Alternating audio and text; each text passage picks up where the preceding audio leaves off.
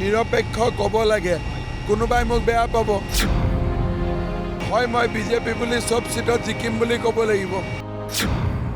শিৱসাগৰত তিনিকোণীয়া প্ৰতিদ্বন্দ্বিতা। এই প্ৰশ্নবিলাক সোধাৰ লগে লগে মোৰ এটা উত্তৰে 10 দিন পেপাৰক মছলা দিব।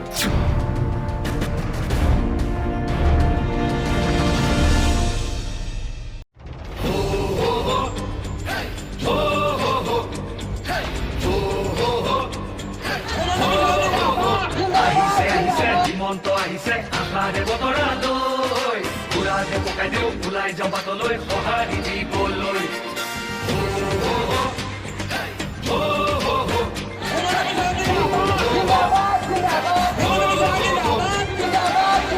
তুলিব বিজেপি আহিব বান্ধু বঙালী, ঘূৰিব লাগিব বচাব লাগিব আমাৰ সংস্কৃতি।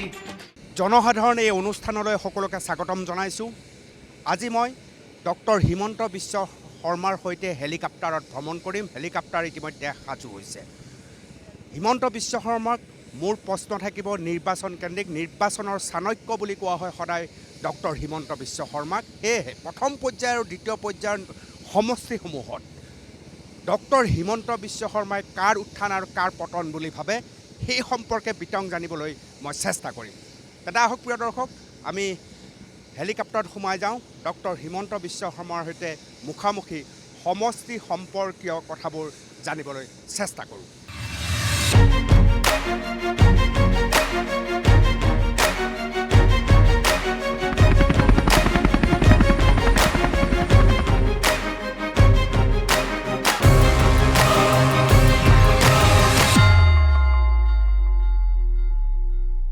এই মুহূৰ্তত মই ডক্টৰ হিমন্ত বিশ্ব শৰ্মাৰ লগত উপস্থিত আছোঁ হেলিকপ্টাৰত। নিৰ্বাচনৰ চাণক্য হিচাপে ডক্টৰ হিমন্ত বিশ্ব শৰ্মা সদায় জনাজাত। পূৰ্বৰ নিৰ্বাচনৰ ফলাফলসমূহত তেওঁ কোৱা কথাৰ কেনেধৰণে মিল হয় সেয়া আপোনালোকে সহজে অনুমান কৰিব পাৰে। সেইবাবে আজিৰ এই আলোচনাত আমি সমষ্টিৰ প্ৰথম পৰ্যায়ৰ দ্বিতীয় পৰ্যায়ৰ নিৰ্বাচনৰ সমষ্টিৰ পৰ্যালোচনা, ডক্টৰ হিমন্ত বিশ্ব শৰ্মাৰ দৃষ্টিত কেনেকুৱা পূৰ্বানুমান, সেই সম্পৰ্কে মই জানিবলৈ চেষ্টা কৰিম, NK TVৰ দৰ্শকক জনাবলৈ চেষ্টা কৰিম। দাদা স্বাগতম জনাইছোঁ। আৰু পোনপ্ৰথমে মই প্ৰথম পৰ্যায়ৰ নিৰ্বাচনৰ যি সমষ্টিসমূহ তালৈ যাব বিচাৰিছোঁ। যদি ডুমডুমা শদিয়া কি, মই আপোনাক এটাই অনুৰোধ কৰিম যে এতিয়া ইলেকশ্যন চলি আছে। কোনোবা সমষ্টি মই ভাল আৰু বেয়া বুলি, কাক মই বেয়া বুলি ক'ম? মোৰে কলিগবিলাক ইলেকশ্যন উঠিছে।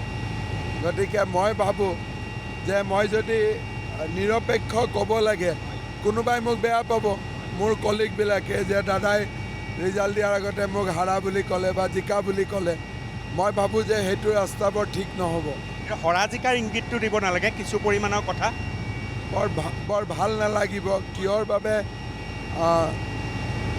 যদি মই কিবা এটা কওঁ, এইটো পাব্লিক ৰেকৰ্ডত হয়, মই বিজেপি বুলি চব চিটত জিকিম বুলি ক'ব লাগিব। আৰু নহ'লে মই যদি নিৰপেক্ষ বুলি ক'ব লাগে, ইলেকশ্যন চলি থকা সময়ত এনে কথাবিলাকে আমাৰ দলৰ মাজতে পৰিৱেশটো বেয়া কৰিব। প্ৰথম পৰ্যায়ৰ নিৰ্বাচনত আপুনি কেনে দৃশ্য দেখিছে? প্ৰথম পৰ্যায়ৰ নিৰ্বাচনত বিজেপিৰ চিট 35ৰ পৰা 40টা হ'ব। যদি বেয়া দেখে 35, ভাল দেখিলে 40, গতিকে মাজত আপুনি 38টো লৈ লওক, 38। 35 পৰা 40ৰ ভিতৰত থাকিব। গতিকে মাজত আপুনি 38টো লওক। দ্বিতীয় পৰ্যায়ৰ নিৰ্বাচনত আপুনি কি দেখিলে এইবাৰ? দ্বিতীয় পৰ্যায়ৰ নিৰ্বাচনত আমাৰ চিট 21ৰ পৰা 26ৰ ভিতৰত হ'ব। গতিকে আপুনি 23টো লৈ লওক। 23টো ধৰিব পাৰি।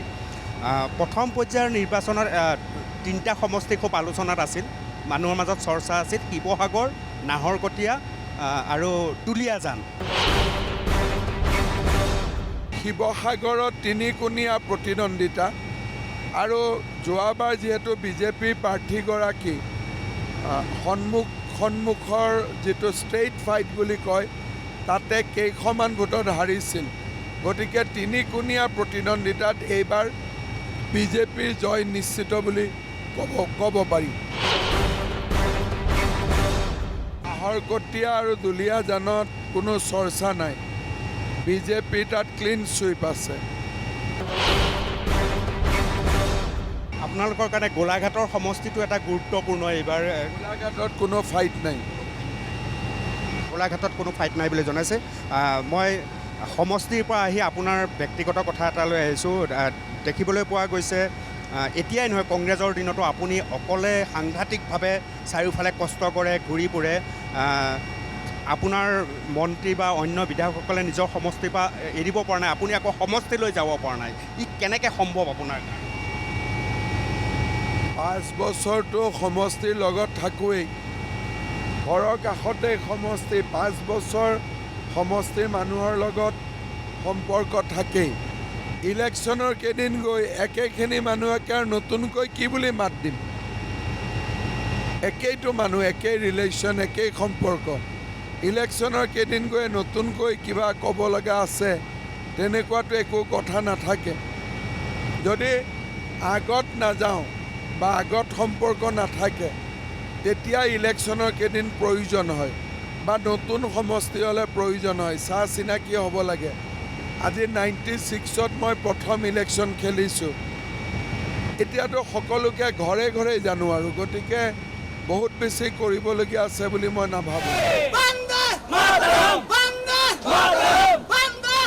আহিছে আহিছে হিমন্ত আহিছে আশাৰে বতৰা লৈ।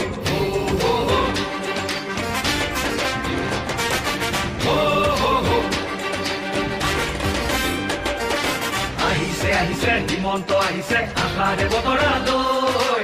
উৰা দে পকাই দিওঁ ওলাই যাওঁ বাটলৈ সঁহাৰি দিবলৈ।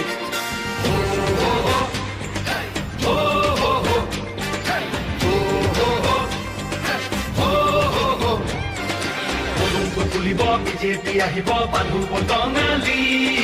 ধৰিব লাগিব বচাব লাগিব আমাৰ সংস্কৃতি।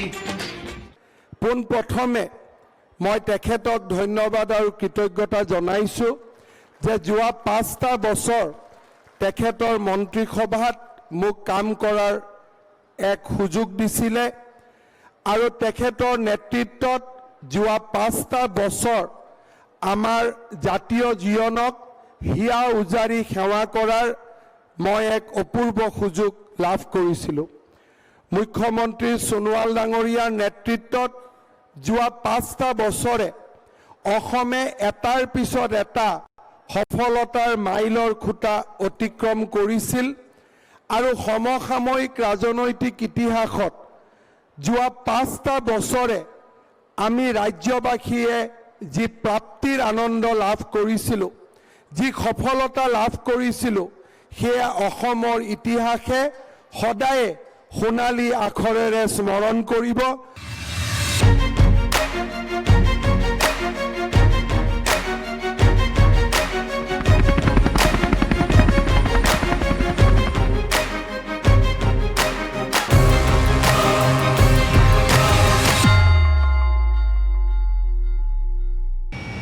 আপুনি আন আন জেগাবিলাকত আপোনাৰ দায়িত্বটো নিজে নিজে বাঢ়ি যায়। আপোনাৰ এনেকুৱা এটা পৰিস্থিতি হয় যে আপুনি নগ'লে নহ'ব। আপুনি বহু ঠাইতো উল্লেখো কৰিছে যে এনেকুৱা কিছু সমষ্টি আছে য'ত মই যোৱাটোৰ প্ৰয়োজন। দলৰ এতিয়া যিটো প্ৰচাৰ, সেই প্ৰচাৰৰ দৃষ্টিভংগীৰ পৰা বা কেণ্ডিডেটবিলাকক প্ৰয়োজন অনুসৰি সকলো ছিটতো মই যাব নোৱাৰোঁ। 126টাৰ যিকেইটা ছিটত মই যোৱাটো প্ৰয়োজন সেইকেইটা ছিটত মই যাওঁ। কিছুমান জেগাত মোৰ প্ৰয়োজনীয়তা নাই, আন এজনৰ প্ৰয়োজনীয়তা আছে, তাতে তেওঁলোক যায়। এইটো পাৰ্টিৰ লেভেলত আমি এটা ডিচিশ্যন লওঁ যে এইকেইটা সমষ্টি আপুনি যাব, এইকেইটা সমষ্টি মই যাম, এইকেইটা সমষ্টি অমুক যাব। গতিকে এই গোটেইটো যিটো ৰণনীতি তৈয়াৰ হয় তাৰে পাৰ্ট হিচাপে এই কামবিলাক হৈ থাকে। যিকেইটা সমষ্টিত আপুনি যায় সাধাৰণতে মানুহৰ মাজত চৰ্চা হয় ডক্টৰ হিমন্ত বিশ্ব শৰ্মা যিটো সমষ্টিত গৈছে তাত তেওঁৰ কেণ্ডিডেটজন বিজেপি কেণ্ডিডেটজন তেওঁ জিকাই আনিবই, এনেকুৱা এটা মানুহৰ ধাৰণা। এইটো সম্পৰ্কত আপোনাৰ দৃষ্টিভংগী? এনেকুৱা হ'ব নোৱাৰে যে য'ত যাওঁ তাতেই জিকে, কিন্তু 90% জিকে। কাৰণ আমি যিখিনি ছিটত যাওঁ সেই ছিটখিনি এনেকৈয়ে প্লেন কৰা হয় যাতে আমি গ'লে 2-3 হাজাৰ ভোটত এটা ডিফাৰেঞ্চ কৰিব পাৰোঁ আৰু সেইখিনি দি কেণ্ডিডেটজন জিকে। ইয়াৰ আগৰ নিৰ্বাচনতো মই আপোনাৰ লগত গৈছোঁ, কংগ্ৰেছৰ দিনত আপুনি মন্ত্ৰী হৈ থাকোঁতেও মই আপোনাৰ লগত ভ্ৰমণ কৰিছোঁ। আপুনি ক্ষমতাকেন্দ্ৰিক ৰাজনীতিৰ প্ৰচাৰৰ যিটো ষ্টাইল আগতকৈ অকণমান আপুনি সলনি কৰিছে। এই সলনিটো কি কাৰণে কৰিব লগা হ'ল? সময় সাপেক্ষ নে ক্ষমতাকেন্দ্ৰিক ৰাজনীতিৰ বাবে ই স্বত্ব যে এনেকুৱা ধৰণেও মই প্ৰচাৰত নামিব? ক্ষমতাকেন্দ্ৰিক ৰাজনীতি এই শব্দটোৰ মই মিনিং একো বুজি নাই পোৱা। এইটো মানে কি? এইটো নিৰ্বাচন কেন্দ্ৰিক ৰাজনীতিৰ প্ৰসংগটো কৈছোঁ। এইটো হাইদৰ হুছেইনৰ শব্দ। ইলেকশ্যন মানেই ক্ষমতাকেন্দ্ৰিক নহয়। ইলেকশ্যন মানে অহা 5 বছৰত ৰাইজৰ স্বাৰ্থত কি কৰিব সেইটোৰ ইলেকশ্যন। ক্ষমতাকেন্দ্ৰিক বুলি এনেকুৱা হ'ব যেন চকীখন ল'ব, লৈ লুটি পুটি খাব, সেইটো নহয় নহয়।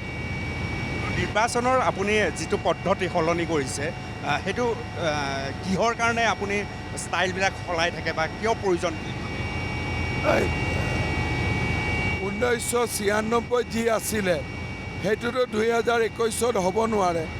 গতিকে সকলো মানুহেই বয়স, সময়, পৰিৱেশ তাৰ লগত নতুন কথা ক'ব লাগে আৰু কোৱাৰ প্ৰয়োজনীয়তা আছে।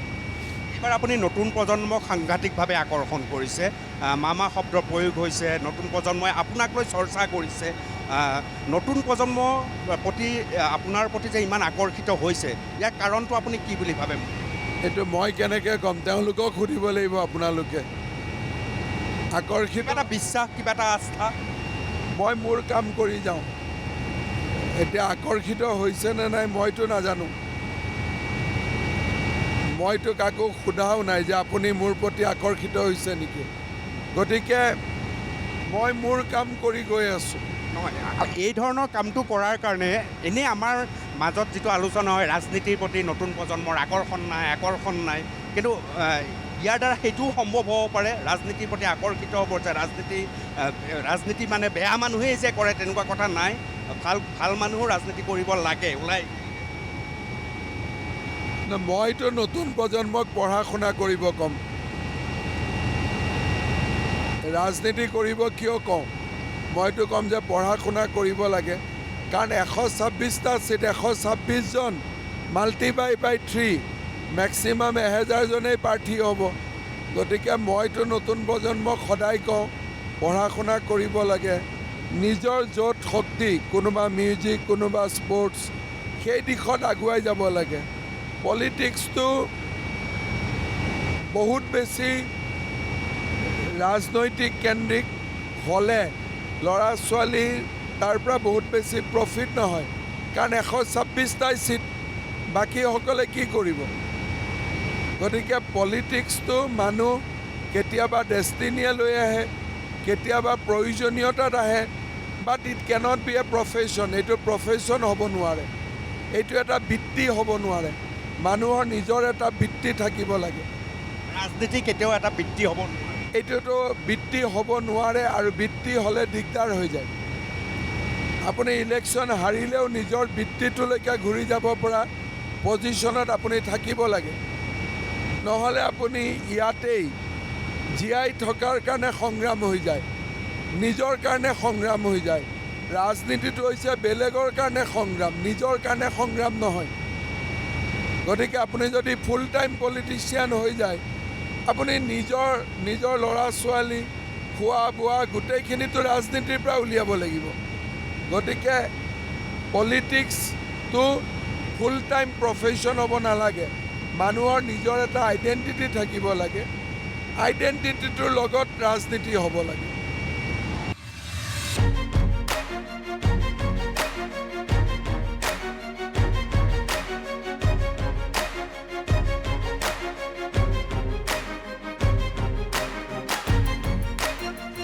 হেলিকপ্টাৰৰ পিছত নমাৰ পিছতে ডক্টৰ হিমন্ত বিশ্ব শৰ্মাৰ মঞ্চৰ উপবিষ্ট হোৱাৰ পৰিৱেশ মই দেখুৱাইছোঁ। এটা বেলেগ ধৰণৰ পৰিৱেশ ইতিমধ্যে আৰম্ভ হৈ যায় জনতাৰ মাজত প্ৰচাৰত। কেনেকৈ ডক্টৰ হিমন্ত বিশ্ব শৰ্মা আপোনালোকে চাব পাৰে?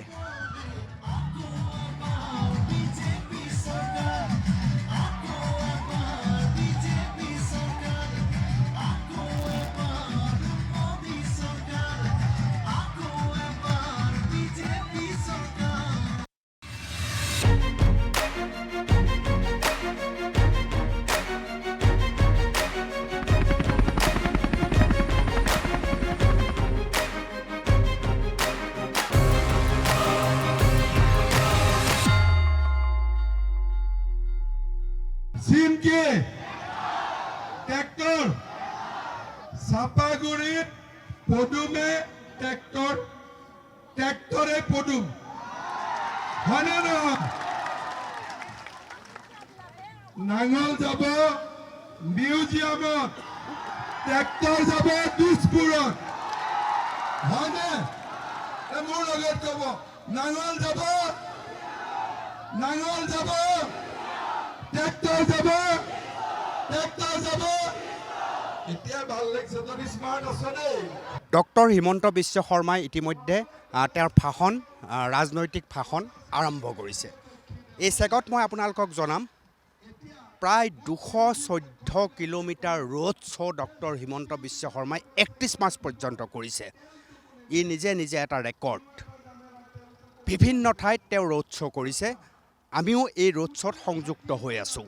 সেয়েহে ডক্টৰ হিমন্ত বিশ্ব শৰ্মাই ভাষণ দি থকাৰ এই সময়খিনিতে আহক আমি অকণমান ৰোড শ্ব' ডক্টৰ হিমন্ত বিশ্ব শৰ্মাৰ ক'ত কেনেকৈ আমি অকণমান চাই লওঁ। আহিছে আহিছে হিমন্ত আহিছে আশাৰে বতৰা লৈ উৰা দে পকাই দিওঁ ওলাই যাওঁ বাটলৈ সঁহাৰি দিবলৈ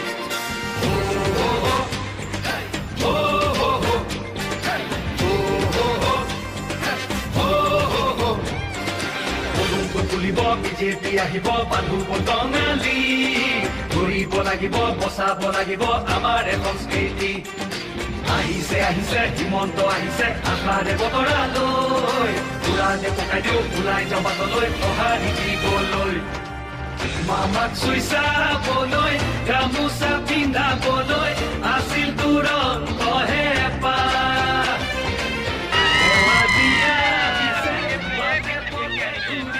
মই ক'লোঁ বিজেপিটো 5 বছৰ বহি আছে। আমি 17 বাৰ মোগলক খেদিছিলোঁ। আজমলক কোনে অসমত আকৌ আনিব খুজিছে? ৰিপুণ বৰাক আকৌ চৰকাৰ আনিবলে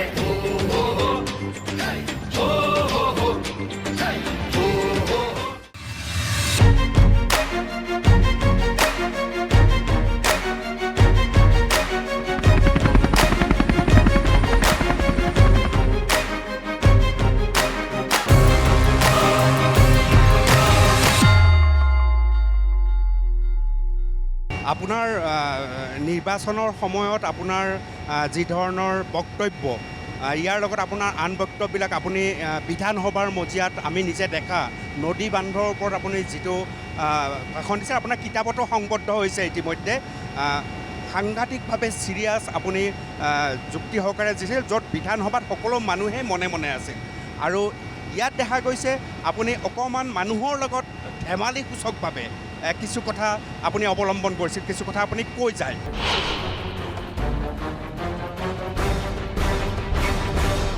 ডক্টৰ হিমন্ত বিশ্ব শৰ্মাৰ এই দুটা ৰূপ কেনেকৈ একেলগে চলি যায়?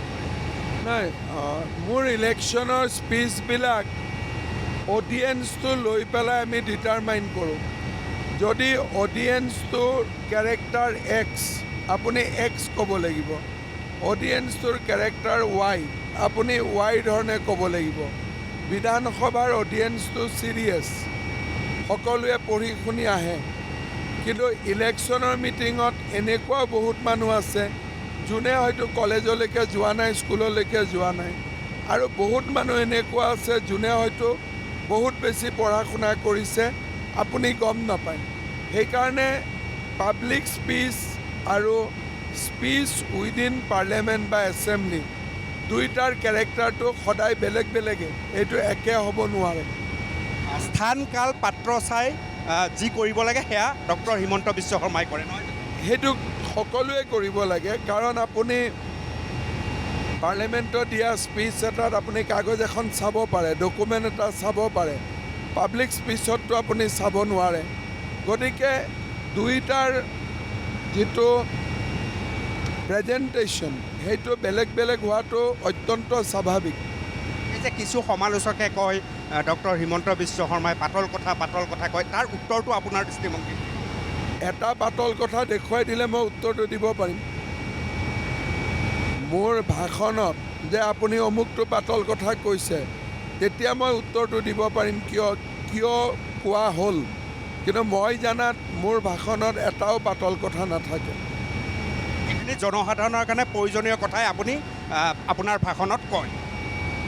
মোৰ নিজস্ব ভাষণ শৈলীৰে প্ৰত্যেকটো জনসাধাৰণৰ বাবে প্ৰয়োজনীয় বা মই যি কথা জনসাধাৰণক কোৱা উচিত সেই কথাখিনি ক'ব মই যত্ন কৰোঁ।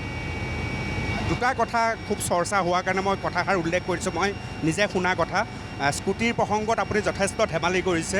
আপুনি ল'ৰাহঁতক কৈছে যে বাবা তহঁতে কিন্তু পিছত প্ৰেমিকা নহয় ভনীয়েৰক উঠাব লাগিব, তহঁতক মই দিম। আৰু হোজাইত আপুনি কিবা প্ৰেম সম্পৰ্কীয় প্ৰেমৰ চুপতা চুপতি সম্পৰ্কে এই দুটা কথাক বোধ কৰোঁ তেওঁলোকে পাতল বুলি ক'ব। স্বপন কৰক দিলে গ'লটো ডাইৰেক্ট, মৌচুমী শৰ্মাক দিলেও কাৰ খাতাৰ পৰা ভোটটো কমিব, চিগুন খাতাৰ পৰা কমিব। তাৰ মানে ইনডাইৰেক্টলি স্বপন কৰক সহায় কৰা হ'ল নে নাই? হয়। স্বপন আৰু মৌচুমীৰ মাজত ইলু চলি আছে। আই লাভ ব্যক্তিগত নহয়, পলিটিকেল। বুজি পালে? এইটো পাতল কেনেকৈ হয়? সকলো গাৰ্জেনে নিজৰ ভায়েক বা নিজৰ ভাগিনীয়েক বা নিজৰ ল'ৰা ছোৱালীক কি কয় যে কলেজত থকা সময়ত বেছিকৈ প্ৰেম প্ৰীতি নকৰিবি, পঢ়া শুনাত চকু দিবি। তাৰ মাজতো ল'ৰাই কৰিলেতো আপুনি তাক জেলত থ'ব নাযায়। কিন্তু সকলো বাপেক মাকে বা সকলো গাৰ্জেনে কোনোবা ল'ৰা ছোৱালীক কয় নেকি যে তুমি গৈ পেলাই তোমাক মটৰ চাইকেল দিছোঁ, পিছফালে বান্ধৱী এজনীক উঠাই ল'বা? সেই কথাটোতো মোৰ বয়সত মই ক'ব নোৱাৰোঁ। গতিকে আমি ক'ম যে তোমাক মটৰ চাইকেল দিছোঁ, কিন্তু চাবি কলেজত যোৱা অহা কামতহে লগাবি, কলেজৰ ক্লাছ ক্ষতি কৰা কামত নলগাবি। সেইটোতো আটাইতকৈ জেনুইন এডভাইচ। এনেকৈ কথাবিলাক মুকলি কৰি দিলে নতুন প্ৰজন্মৰ ল'ৰাবিলাকৰ এটা আত্মবিশ্বাস বাঢ়ি যায় যে যি কৈছে সন্মুখৰ পৰা কৈছে। মানে ভাল পায়, ল'ৰাবিলাকে ফূৰ্তি কৰে, হাঁহে। আৰু চবেইতো জানেই যে বহুতে তাতে ল'ৰা ছোৱালী থাকে যোন কলেজত নাযায়, যাৰ লগত মটৰ চাইকেল তেওঁ জীৱনতো নাপায়, কাৰণ কলেজত নাযায়েই। বহুত ল'ৰা এনেই আহিছে, চাকৰি কৰা ল'ৰাইও বুলেট বুলি চিঞৰে। এইটো এটা আত্মীয়তা, এইটো এটা সম্বন্ধ।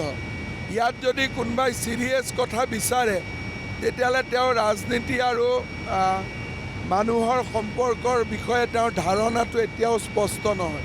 এতিয়া ল'ৰাবিলাকে কয় যে আমাকো বুলেট লাগে, মই বুলেট দিয়াত আছোঁ, কিন্তু এটা কণ্ডিশ্যন, বুলেটৰ পিছফালে সেইবিধ বস্তু উঠাব নোৱাৰে, ভনীয়েকক হৈ উঠাব পাৰিব।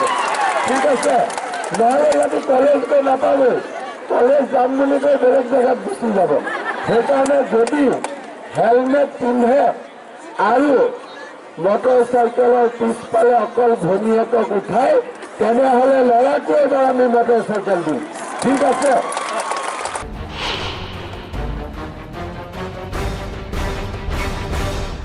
এইবাৰ বুলেট পাবই।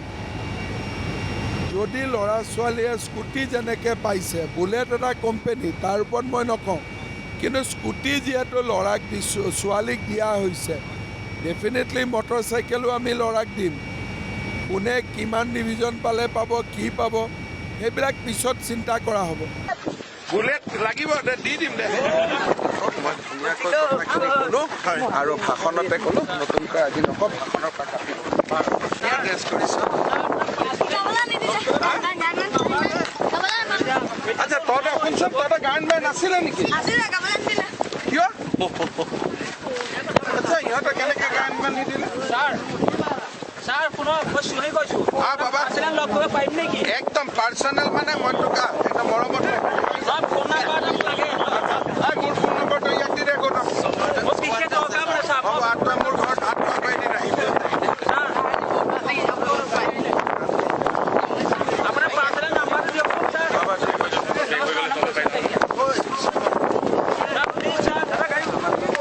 নালাগে, সিহঁতৰ লগত খোজে কাইলৈ যেতিয়া অলপ মাজুলীত 6 তাৰিখে নিৰ্বাচন শেষ হোৱাৰ পিছত ডক্টৰ হিমন্ত বিশ্ব শৰ্মাই জিৰাব নে নিজৰ সমষ্টিটো ঘূৰিব?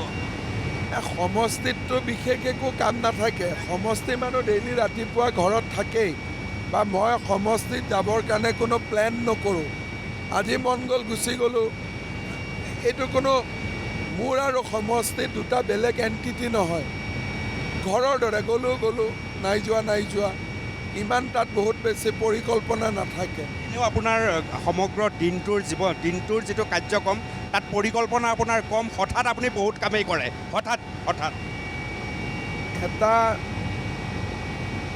কথাটো হ'ল যে 6 তাৰিখৰ পিছত পশ্চিমবংগতো ইলেকশ্যন আছে আৰু এই গোটেই ইলেকশ্যনৰ বিষয়ে গোটেই কথাখিনি ক'ত কেনেকৈ কি হ'ল, কি ধৰণে ইলেকশ্যনটো আগবাঢ়িলে এটা নিজৰ মনতো মন্থন লাগে।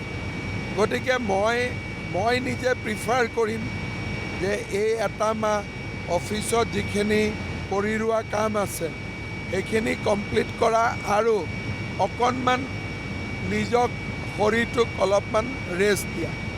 কিন্তু কেনেকুৱা কি আহে 6 তাৰিখৰ পিছত আজি কোৱা বৰ দিগদাৰ, কাৰণ যিহেতু পশ্চিমবংগত ইলেকশ্যন চলি থাকিব।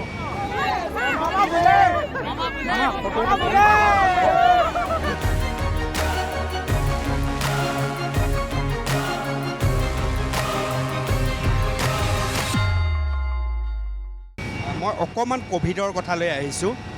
আপুনি ইতিমধ্যে ধৰ্মপুৰ সমষ্টিত খুব মুকলিকৈ ধুনীয়াকৈ মানুহক বুজাইছে যে মই মাস্ক পিন্ধা নাই। ডিব্ৰুগড়ৰ মোক ল'ৰা এটাই কৈছিলে যে মামাই মাস্ক পিন্ধা নাই, গতিকে আমিও পিন্ধা নাই। গতিকে ডক্টৰ হিমন্ত বিশ্ব শৰ্মাই কি ধৰণৰ কথা ক'ভিডৰ সম্পৰ্কত ক'ব, সেইটোক লৈ অসমৰ মানুহে কিছু পৰিমাণে আস্থা আৰু বিশ্বাস কৰে। কি হৈ আছে এতিয়া সেইকাৰণে মই জানিম। এটা ডিব্ৰুগড়ৰ সৰু ল'ৰা এটাক মই ৰোড শ্ব'ত যাওঁতে সুধিলোঁ যে বাবা তই মাস্ক কিয় লগোৱা নাই? বোলে দাদা আপুনি লগোৱা নাই। এতিয়া মই ক'লো ঠিক আছে মই লগোৱা নাই, মোৰ বাৰু ক'ভিডত হ'ব, কিন্তু তোমাৰ ক'ভিডত ভয় লাগে নালাগে নেকি? দেউতা মাই ঘৰত নকয় নেকি মাস্ক লগাব? বোলে নহয়, টিভিত চাই থাকে হিমন্ত মামাই মাস্ক লগোৱা নাই যেতিয়া আমিও লগাব নালাগে। এইটোতকৈ বিশ্বাস যে হিমন্ত বিশ্ব শৰ্মাই মাস্ক লগোৱা নাই তাৰ মানে অসমত ক'ভিড নাই। ইয়াৰ কোনো প্ৰমাণ নাই, গেৰেণ্টি নাই, কিন্তু বিশ্বাস।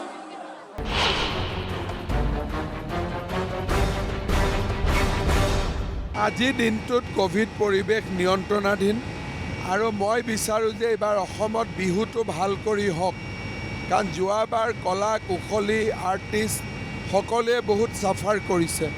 সেইকাৰণে মোৰ চেষ্টা থাকিব যে এইবাৰ যাতে সুন্দৰ কৰি অসমৰ ৰাইজে বহাগ বিহু উদযাপন কৰিব পাৰে।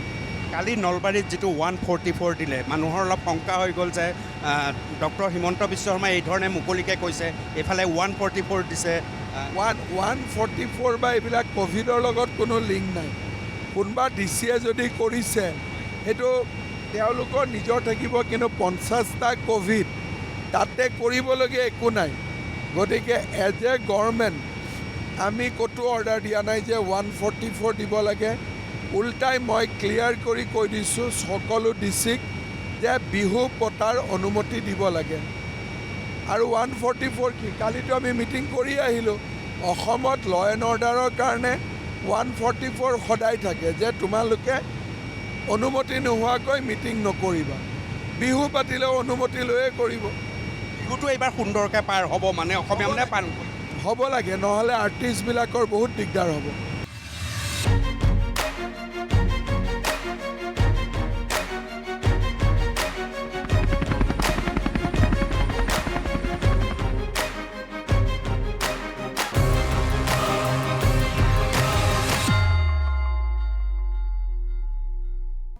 এই নিৰ্বাচনী সভাত ডক্টৰ হিমন্ত বিশ্ব শৰ্মাই কেইবাটাও উত্তপ্ত কথা কৈছে, কেইবাটাও তীব্ৰ বাক বিতণ্ডা হ'ব পৰা কথা তেওঁ ইতিমধ্যে কৈছে। আমি তেওঁৰ সৈতে হেলিকপ্টাৰত ভ্ৰমণ কৰি থকাৰ সময়তো এনে আমি বহু কথা পাতিছোঁ। তেওঁ ভাষণ দি থকা সময়তো ক'ত কেনেকৈ উত্তপ্ত কথা, ক'ত কেনেকৈ ধেমেলীয়া সুৰত কথা, যিটো মই পাতল বুলি তেওঁক সুধিছিলোঁ, কেনেকুৱা ধৰণৰ কথা ক'ত কেনেকৈ কৈছে, কাক কেনেকৈ আক্ৰমণ কৰিছে, আহক আমি তাৰ দুটামান দৃশ্য চাওঁ। কংগ্ৰেছে আঁচনি নানে, কিবা গেৰেণ্টি আনে, এটা গেঞ্জি কিনিলে 2টা গেঞ্জি ফ্ৰী। মই গেৰেণ্টি ফেৰেণ্টি মই বুজি নাপাওঁ, কাৰণ গেৰেণ্টি কোনে দিয়ে, যাৰ নিজৰ মালৰ ওপৰত সন্দেহ আছে, হয় নহয়? নহ'লে গেৰেণ্টি দিব নেকি? আজমলৰ ব্যৱহাৰ, আজমলৰ কথা বতৰা আমাৰ ভাৰতীয় সমাজ বা অসমীয়া সমাজৰ লগত নিমিলে। গতিকে তেখেতৰ পৰা ভদ্ৰ ব্যৱহাৰ আশা কৰাটোৱে অনুচিত। জাহাজ যেনেকৈ ডুবে তেনেকৈ প্ৰবীণ ডেকাও ডুবিলে আৰু পদুম ফুলিলে আৰু, হয়নে? টাইটেনিকৰ কথা কৈ আছে, জাহাজ যাব সাগৰৰ তলত, পদুম যাব দিছপুৰত, হ'ব? তেওঁ এনেকুৱা কৈ আছে যে অসমখন হুজুৰক গতাই দিয়ক, লুঙি টুপিক গোটাই দিয়ক। এই যিবিলাক শব্দ কৈ আছে, এই শব্দবিলাকে মনটোক দূষিত কৰি আছে। অসমখন হুজুৰক গতাই দিয়ক, লুঙি টুপিক গতাই দিয়ক, এইবাৰ লুঙি টুপি দাড়িৰ চৰকাৰ হ'ব। এই কথাবিলাক শুনি মনটো বেয়া লাগিছে। তাতকৈ বেয়া লাগিছে যে কংগ্ৰেছ দলে ইয়াক সমালোচনা কৰা নাই। তাতকৈ বেয়া লাগিছে প্ৰদ্যুৎ বৰদলৈ, গৌৰৱ গগৈৰ দৰে মানুহে এই হুজুৰৰ ওচৰত আত্মসমৰ্পণ কৰিছে। বদৰুদ্দিন আজমলে কেইদিনমান আগতে কি কৈছে? বোলে আমাৰ মাইকী মানুহবিলাকে যিমান ইচ্ছা সিমান বাচ্চা জন্ম দিব। আৰে আমাৰ মহিলাসকল কি বাচ্চা জন্ম দিয়াৰ মেচিন নেকি? ল'ৰা মানুহেতো পেটত বাচ্চা নাৰাখে। 10 মাহ 10 দিন সন্তান জন্ম দিয়া, প্ৰসৱ কৰা কিমান বেদনাৰ কথা মোৰ মাসকলেহে বুজে। যদি আজমলৰ পেটেদি এটা বাচ্চা ওলালহেঁতেন তেতিয়া গম পালেহেঁতেন বাচ্চা জন্ম দিয়া। এতিয়া চিন্তা কৰক, প্ৰিয়ংকা গান্ধীয়ে নাজিৰা ৰাস্তা বনাব নে ময়ূৰ বৰগোহাঁই, হিমন্ত বিশ্ব শৰ্মাই বনাব? আপোনালোকে কওকচোন। প্ৰিয়ংকা গান্ধী কেইদিনমান আগতে বাগিচাত আহিলে পাত তুলি থকা আই মাতৃৰ সৈতে ফটো তুলিব। আৰে বাবা, যদি তুমি আহিবই খুজিছা, চন্দকত আহি 7 দিন পাত উঠোৱা, তেতিয়াহে বুজি পাবা, হয়নে নহয়?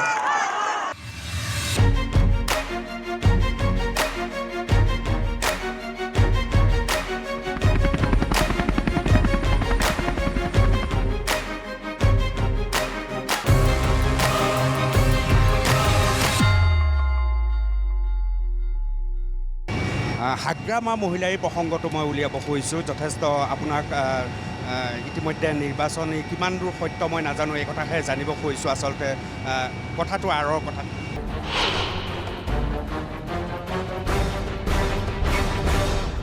হাগ্ৰামাৰ বৰ্তমানৰ স্থিতিটোক লৈ আপোনাৰ কি ক'বলগীয়া আছে? তেওঁ কংগ্ৰেছৰ লগত আছে, ইমানেই আৰু কি ক'ম। কংগ্ৰেছ আৰু UDFৰ লগত তেওঁৰ মিত্ৰতা। কি কৰিব পাৰিব হাগ্ৰামাই 12টা? একো কৰিব, এইটো ইলেকশ্যনত একো কৰিব নোৱাৰে। ইলেকশ্যনত হাগ্ৰামাৰ ভূমিকা এক প্ৰকাৰ শূন্য, নেগলিজিবল। ক'ৰবাত এটা নিজিকিব বুলি মই নকওঁ, ক'ৰবাত বাই চান্স এটা জিকিব পাৰে, বাট এইটো বাই চান্সে হ'ব পাৰে। ইয়াৰ লগতে যিহেতু আপোনাৰ ভাষণতো মই বহুতবাৰ শুনিছোঁ আপুনি অৰুণোদয় আঁচনিৰ প্ৰসংগ উঠা। কি আঁচনি আপোনালোকে ল'লে সেই সম্পৰ্কে দৰ্শকক সুন্দৰকৈ আপুনি বুজায়, আপোনাৰ ভাষণত আপুনি কয়। কিন্তু তাৰ মাজত বদৰুদ্দিন আজমলে গামোচা দলিওৱাৰ ধৰণৰ প্ৰসংগবিলাকো মাজত কিয় সোমাবলগীয়া হয়?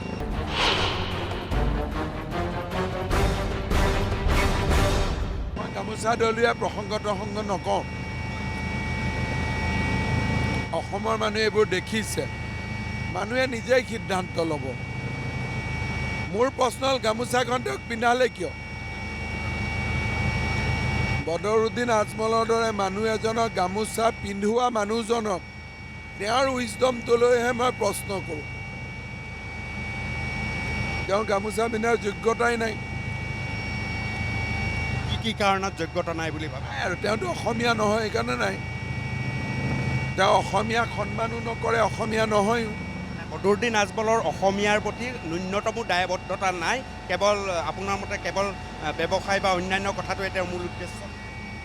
তেওঁ অসমৰ লগত সম্পৰ্কও নাই। তেওঁতো থাকেও মুম্বাইত, মাজে মাজে ইয়াত আহে আৰু। তেওঁতো তেনেকুৱা কোনো অসম বা অসমীয়াৰ লগত তেওঁৰ ক'তো সম্পৰ্ক মইতো আজি ইমান বছৰে শুনা নাই যে কোনোবা তেওঁ বিহু কমিটিৰ সভাপতি হৈছে, কোনোবা দুৰ্গা পূজা কমিটিৰ সম্পাদক হৈছে। তেনেকুৱাতো মইতো তেওঁৰ পলিটিকেল কেৰিয়াৰতো এইবোৰ শুনা নাই। তেওঁ ক'ব খোজে যে হাস্পাতাল খুলিছে, কলেজ খুলিছে, বেলেগৰ টকা দি হস্পিটেল খুলিছে, এইবোৰতো এতিয়া ইনকুৱাৰীত আহি গ'ল নহয়। এইবোৰতো টেৰৰ ফাণ্ডিং বুলি এতিয়াতো NIA ইনকুৱাৰী হৈ আছে নহয়। সেইবোৰ টকা ক'ৰ পৰা আনিছে, কি কৰিছে, গোটেই বস্তুটো এতিয়াতো ইনভেষ্টিগেশ্যন আৰম্ভ হৈছে। ভাৰত চৰকাৰে অলৰেডি ইনকুৱাৰী আৰম্ভ কৰিছে। আপুনি এটা ৰাষ্ট্ৰীয় চেনেলত সুন্দৰকৈ কৈছিল, বিশেষকৈ জাতীয় পৰিষদ আৰু ৰাইজৰ দলৰ প্ৰসংগ আহোঁতে, যে এইবিলাক সকলো মোৰ লগত আছে। আচলতে কথাটো অলপ এইবিলাক চব আমাৰ লগতে আছে, ঘৰৰ মানুহে আছে নহয়, আমিতো আৰু শত্ৰু নহয়। গতিকে অসমখন এখন সৰু জেগা, ইজনে সিজনৰ লগতে আছে। ইলেকশ্যনৰ কেইদিন কিবা এটা আছে, ইলেকশ্যনৰ পিছত ঠিক হৈ যাব, ইমানেই।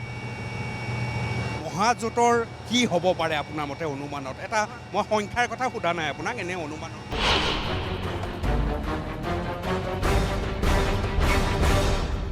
মহাজোঁট মানে কি?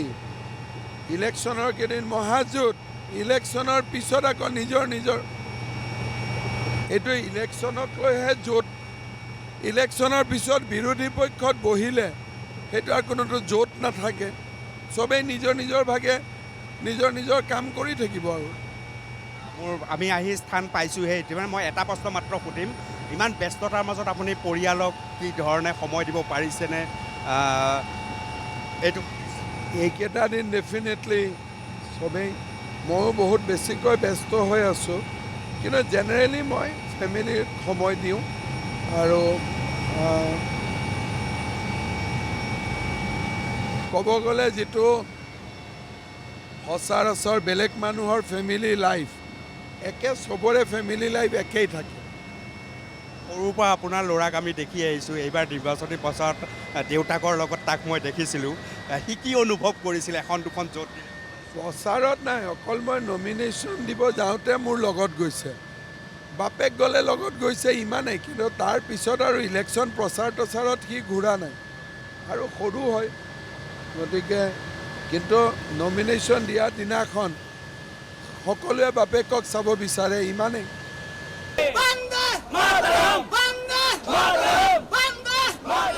আহিছে হিমন্ত আহিছে আশাৰে বতৰা লৈ।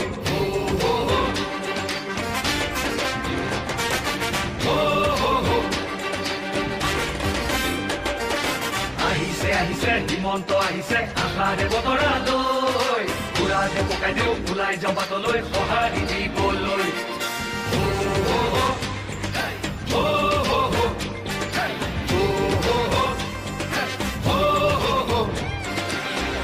তুলিব বিজেপি আহিব বান্ধু বঙালী, ধৰিব লাগিব বচাব লাগিব আমাৰ সংস্কৃতি। আহিছে হিমন্ত আহিছে আশাৰে বতৰা লৈ। ঘূৰাতে পকাই দিওঁ ওলাই যাওঁ বাটলৈ সঁহাৰি দিবলৈ। মামাক চুই চাবলৈ গামোচা পিন্ধাবলৈ আছিল তুৰন্তহে হেঁপাহ। তেওঁ আজি আহিছে বাটে পথে ঘূৰিছে চাইকেলখন লৈ ওলা। আপোনাৰ সকলো ৰাজনৈতিক জীৱনৰ সকলো মিলি আপোনাৰ আচলতে সংকল্পটো কি? যিটো কৰি আছোঁ, যিখিনি কৰি আছোঁতো আমিয়ে কৰি আছোঁ নহয়। যোৱা 20 বছৰত যিখিনি অসমত কাম হৈছে, সেই কামখিনিত ক'ৰবাত নহয় ক'ৰবাততো মই জড়িতই হৈ আছোঁ। আপোনাৰ যিটো বলিষ্ঠ ভূমিকা, এই বলিষ্ঠ ভূমিকা দেখিয়েই বেছিভাগ মানুহে ক'ব খোজে যে ডক্টৰ হিমন্ত বিশ্ব শৰ্মাক এবাৰ আমি মুখ্যমন্ত্ৰী হিচাপে চাব খোজোঁ। আপুনি সদায় ডিনাই কৰে এই বিষয়টো, আজি কি কয়, এই মানুহে বিচৰাটো কি কয়? এইটোলৈনো মোক কিয় প্ৰশ্ন সোধে? আৰু আজিৰ দিনত এইটো প্ৰশ্ন সোধাও উচিত জানো?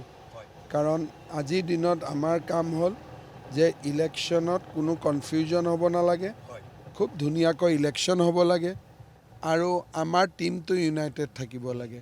এই প্ৰশ্নবিলাক সোধাৰ লগে লগে মোৰ এটা উত্তৰে 10 দিন পেপাৰক মছলা দিব, কিবা কিবি পকাই লিখি থাকিবৰ কাৰণে।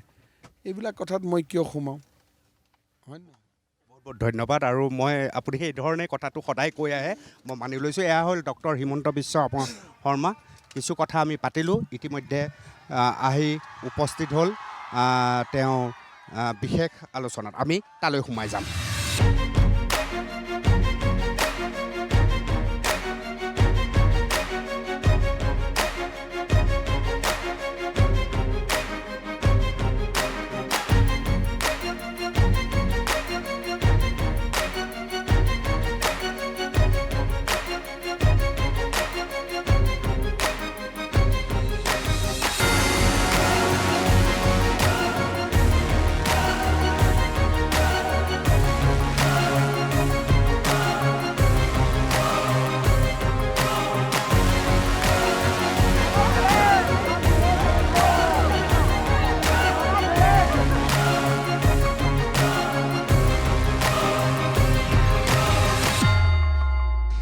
এয়া আছিল ডক্টৰ হিমন্ত বিশ্ব শৰ্মাৰ প্ৰথম পৰ্যায়ৰ দ্বিতীয় পৰ্যায়ৰ নিৰ্বাচনৰ ফলাফলৰ পূৰ্বানুমান।